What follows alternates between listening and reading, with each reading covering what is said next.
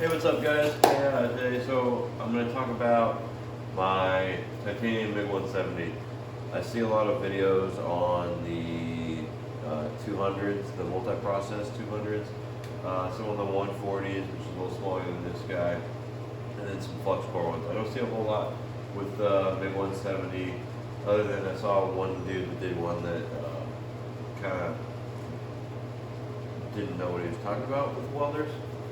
And not that I do know a whole lot, but I've been welding for some time, and so I know a little bit about them. Definitely not a certified welder or anything though. So, talk about this is the titanium MIG 170 from Harbor Freight. It costs about $500. It'll do MIG, and then you can get a spool gun attachment, which I don't have yet. I just got the same, but I will be getting for it, so I can do aluminum. That's the primary reason that I got this thing. You can run on 110 or 220, or 120 or 220 volt, which is also another reason why I got this, because currently I only have a 120 hookup in my garage. I don't have a 220. Some things to consider with this though, with buying the welder. So it's $500, and that's your upfront price. And what you get with that is you get the welder, all the leads to do everything, and some hoses for getting a gas bottle. You get a regulator, which I know a lot of people have had issues with in the past. I would recommend getting like a flow meter, but those are pretty expensive. So as long as yours work, mine works fine. Don't have any issues with it so far. You'd be good there, but you might need to invest a little bit more money, probably about another $100 to $150 into an okay flow meter. Then you get some wire, you get some solid core, and you get some flux core wire. I would recommend not using this stuff that you get in the box. This is all made in China, coming from China, and the welder is actually pretty good, so they're going to have to put corners somewhere else. So this is kind of where they're going to end up cutting corners and the little things like this. So I just went to Home Depot, picked up some Lincoln steel wire or solid wire. Works great. Another thing to consider with this, yes, it's $500 for the welder. However, if you're only planning on spending $500 on your welder, you're going to get a flux core welder. There's other costs that you have to keep in mind when you're buying these things. And if you're only getting it for the flux core, just get a flux core welder, like a $100 flux core welder. Any flux core welder is going to do flux core just fine. I've used them in the past. In fact, pretty much everything on my motorcycle that I've done was done with a flux core, and you can hardly tell. It takes a little bit more work and a lot of practice, but you can make a flux core turn out pretty good. However, I really wanted something that I could run a spool gun with. I have a boat project that I'm going to be doing here soon, and I needed that. And I also like just having a decent welder, and this seems to be doing pretty good. Now, with the cost of everything, so you have your $500 welder. If you do want to get a spool gun, that's another $250, so $750 right there. Plus, the big item, and I'm in Alaska, so things are a little bit more expensive, but the gas. Just for this 80 cubic foot gas cylinder, it was $200. Plus, I had to pay for the gas that goes inside of it, which was another another 80 bucks, 90 bucks. It cost me $300 or $288 to just get the gas cylinder. So already, you got a $500 welder, you got $300 in gas, another 10 bucks, 15 bucks in wire. It adds up pretty quick. Now, what it's comparing to though is pretty cool. And I forget what Harbor Freight compares this welder to. I've had or used a Miller 211 quite a bit in the past, and I would say that this fares pretty close with the Miller 211. It's obviously not going to be the same. There's some things that I don't necessarily like about it, and it kind of pops a little bit. It's a little inconsistent when I'm welding. However, I've only run like 3 passes with this thing, so I haven't really got it dialed in yet. But it's really easy to use. It welds fairly well, and it's capable of welding very thick stuff. so far so good. Very easy to set up. Comes with directions. But if you've ever used a welder before, you really don't need to use them. And yeah, I'm pretty happy with it. I would definitely say if you're trying to get like a hobby welder for the house and you don't want to be dealing with flux core, you want the options to go and weld aluminum, this would definitely be a good welder to get. I mean, I'm into it under $800 right now, and I'll be into it under $1,000 with the spool gun and everything. Not far under 1,000, but I'll be under 1,000 with it, and it'll be all good, ready to go. And another thing to keep in mind with the gas is that you're buying that cylinder, but it's not like every time you need gas you have to go out and buy that cylinder. You buy that cylinder one time, that's your cylinder. When you run out of gas, you take it in, you exchange it for another cylinder. So all you're doing after that initial upfront cost is paying for the cylinder, or for the gas itself. So right now I got argon CO2 mix. If I need to do aluminum, I'm going to want 100% argon. So I'm just going to go in, take my cylinder, swap it out. I'll pay whatever for the argon, and then get out of here. But yeah, so I'll run a couple passes here, and then I got a little project to make with this thing. I'll video that as well, and see how it does. Hopefully it helps you guys if you're trying to make a decision on whether to buy this welder or not.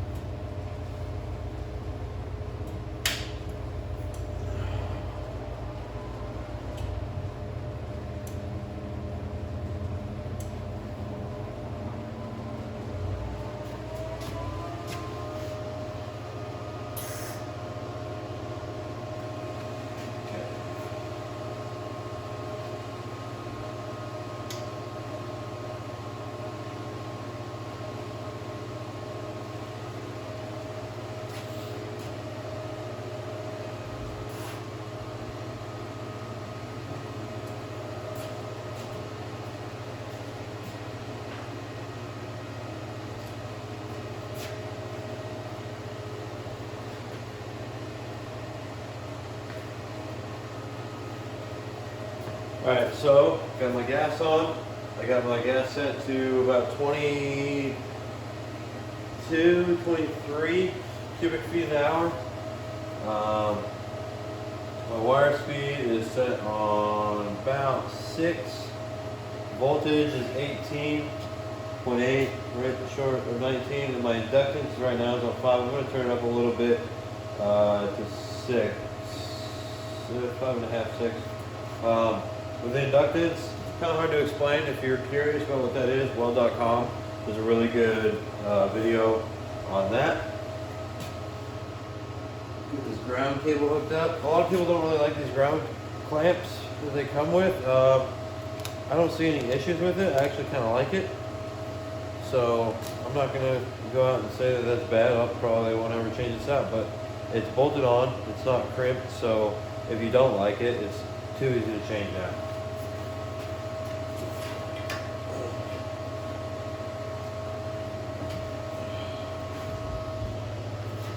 All I've got here is a little piece of angle iron. It's 1/8 inch thick. We're just going to run a few beads on this guy. Some other tools that you definitely need before you start welding is going to be a decent wire brush. This one's pretty old, but I've had it for like 5 or 6 years now, and it's treated me very well. I've had no issues with it. And then a welding hood and some welding gloves. I can't find my welding gloves today, so I'm just going to wear these guys. Shouldn't be a problem, but you definitely need a good pair of welding gloves. A welding hood, a Harbor Freight welding hood works really well. This one's a Miller welding hood, and it's a pretty expensive guy, but you don't need something expensive like this. A Harbor Freight welding hood will do the trick just fine. I've used them a lot in the past.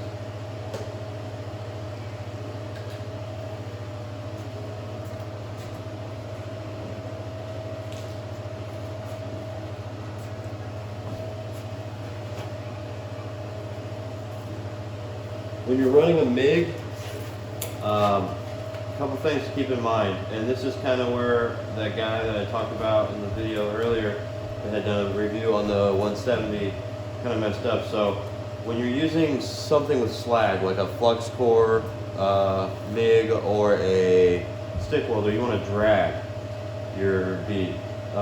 When you're using gas, you're pushing into it. You want about a 15-degree angle into it, and you're going to angle into where you're welding. It makes it a little harder to see your puddle, but you need that shielding gas to be able to shield your weld, otherwise you're going to have some issues. If you're getting one of these welders and you're not really familiar with welding, the kind of cool thing about this is it comes with in the owner's manual, it has pictures of different welds, from bad to good welds, and kind of tells you what's wrong with your welds, and gives you some tips and stuff on what you can do to make your welds a little bit better.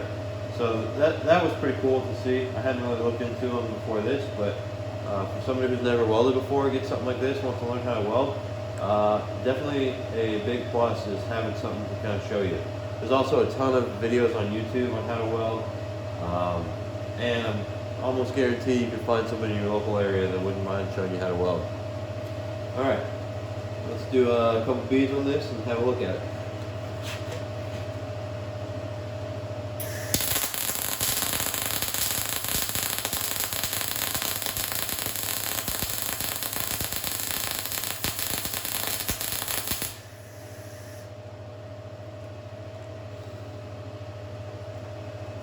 Not too bad. A little cold to start off, but it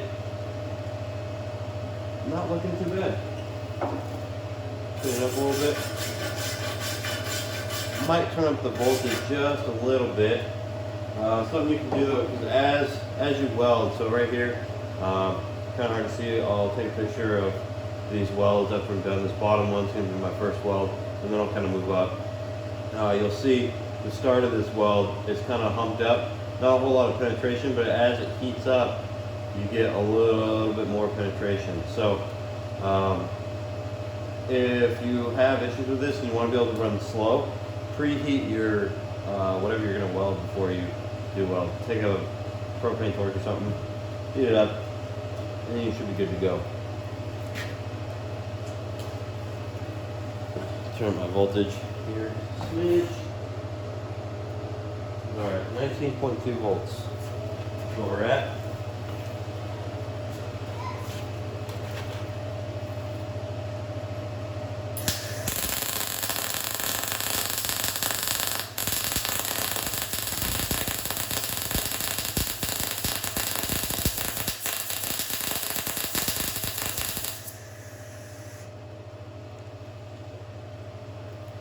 Got a little caught up on my weld here at the start, but overall, really like that. Looking really good.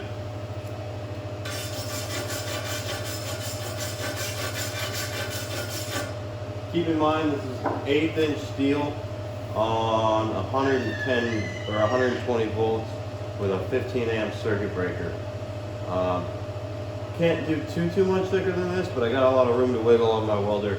I'd say I'd probably go up to probably 3/16. I don't think I'd go a 1/4 inch steel with this welder with how it's set up. On 220, I definitely would feel comfortable doing 1/4 inch. And realistically, if you chamfer your angle or your welds or your material before you weld those seams, you could definitely run a couple passes and get some good welds on 1/4 inch with this guy. One more.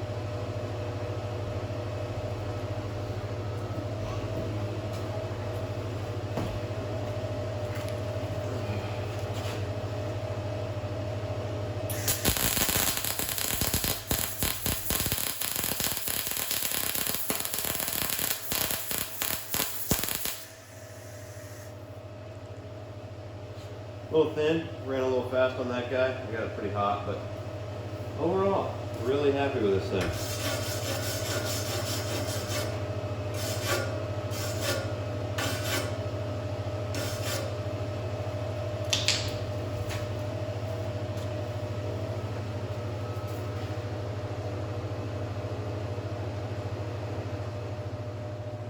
All right, so here, where you at? Right there, this is my first weld. You can see it's kind of cold. There's not a whole lot of penetration here. This is second weld.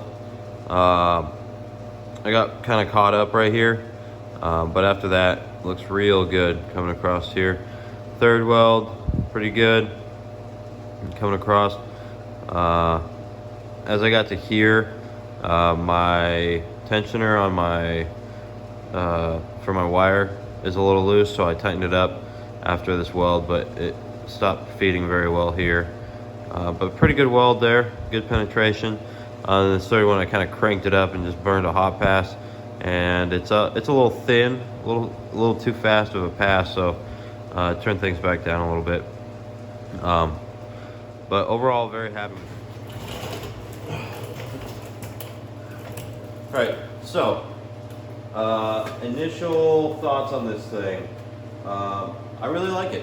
It's good, really good for what it is designed for so far. I've only had this thing set up for less than 24 hours so far. I've only run a couple passes. About to do some work on a buddy's vehicle with it and make some brackets for a light bar mount on his Ford Ranger. So that'll kind of be a good test as well. But dollar for dollar, this thing is phenomenal. I mean, I'm welding 1/8" steel, no problem. In fact, I could really crank this thing up and burn a hole in that 1/8" steel, which kind of goes to show what it's capable of. I'm really excited to be able to hook this thing up to 220 and run it and see what I can do. And I'm also really excited to see what it'll do with aluminum. When I get the spool gun, I'll do another video on it. Really running 110, welding some aluminum to see what it was capable of. I've had the opportunity to use some really, really good welders. The Miller 211 is definitely what I would compare this to as far as capabilities, ease of use, and that kind of stuff. It has a little chart inside of here that kind of tells you ballpark settings for different materials, different thicknesses, different wires, which is really good for somebody who hasn't used a welder before. I like to run a little hotter, so I'll start there with baseline and crank it up a little bit as I go and get it where the settings where I want them. And that's something that you guys will do as you kind of figure out how you like to weld as well. As I go down the road, I'll keep posting things up and see how it does. If it totally fails, then whatever. But as of right now, 10 out of 10, buy this thing is what I would say. This thing's cool. I'm not in any way, shape, or form sponsored by Harbor Freight. This is just a cool welder that I thought would be a good deal, and it is a good deal. I mean, a Miller 211, last I checked, there's still $1,500, and that could be totally off. That was a couple years ago. But that's just for the welder. That's not the rest of the stuff. This thing was $500, plus I got $300 in gas and a cylinder, which is a one-time cost, but you're still going to have to cough that up. I got a welding hood and all this other stuff, but for the same stuff that you're going to get, you have a really good capable welder. And it's an inverter welder rather than a transformer welder, so it doesn't draw as much power. My big issue with my previous welder was it was a transformer welder, and it drew too much power. I kept tripping the breaker in my garage. I can weld with this thing and not have to worry about tripping my breaker. So that's a huge plus. The technology in today's welder. I mean, even the older Miller 211 with the transformer, I would say this far surpasses that for that one reason right there, where I can weld on 120 in my garage, 110, 120 in my garage, and not have any issues with it. So I'll keep you guys posted. Let me know what you think about this video, and if you have any input, you've used these things before, had any problems with them, let me know. I did this video like one take only kind of deal, so a lot of the stuff that I say is probably incorrect, and if you're a welder and you know any better, go ahead and let me know what I said wrong, and I will make sure to ignore that comment and pretend like I know everything. Alright? So thanks.